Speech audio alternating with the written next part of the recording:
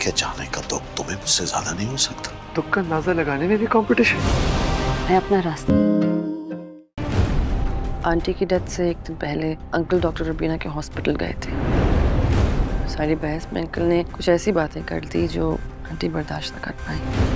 अंबर, मैं अपनी माँ की मौत के 7-8 दिन बाद अपने घर वालों को अकेला छोड़कर तुम्हारा हाथ पकड़कर नहीं भाग सकता। वक्त मिले तो पलट के देखना कि तुम्हारी बेहिसी से किसी की जान चली गई है। मैं चुन चुकी। मैंने होप कि तुम सानिया को उसकी खुशी का फैसला करने दोगे। पर इनका सुन के दुख हुआ। उसे दुख देने के बाद तुम्हें उसकी मौत का दुख हो रहा है। तुम अब नहीं जाओगी, रिजाइन दे दो। सानिया मीना के समझाने पर सलमान को सारी बात बताने के लिए तैयार हो जाती है।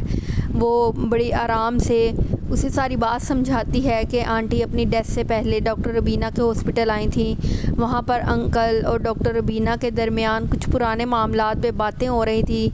आंटी ने वो सब बातें सुन ली और वो ये सदमा बर्दाश्त ना कर सकी, इसलिए उन्हें हार्ट अटैक हो गया। सलमान हैरान हो रहा होता है। डॉक्टर रुबीना घर पर भी आती हैं फ़रहीन का अफसोस करने के लिए।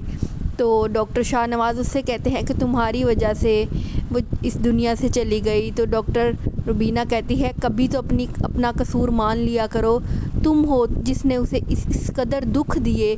ये बात उसके सामने ज़ाहिर करने की क्या ज़रूरत थी कि तुम उससे मोहब्बत नहीं करते। वो ये सदमा बर्दाश्त ही नहीं कर सकी। डॉक्टर फैज़ान, मीना, उन सबको भी बाहर जाना होता है। डॉक्टर अंबर भी फ़ोर्स कर रही होती हैं, लेकिन डॉक्टर फैज़ान कहता है कि मेरी माँ का इंतकाल हो गया है और मैं इन सब हालात में किस तरह से अपनी फ़ैमिली को छोड़कर चला जाऊँ। सलमान जब ये सारी बातें सुनता है और ऑब्ज़र्व करता है तो वो समझता है कि डॉक्टर रुबीना की वजह से मेरी माँ का इंतकाल हो गया है। वो सानिया की सिचुएशन को समझने की कोशिश नहीं करता और सानिया से कहता है कि तुम आज ही रिज़ाइन दो, मैं तुम्हें डॉक्टर रुबीना के हॉस्पिटल बिल्कुल भी रेजिडेंसी नहीं करने दूँगा।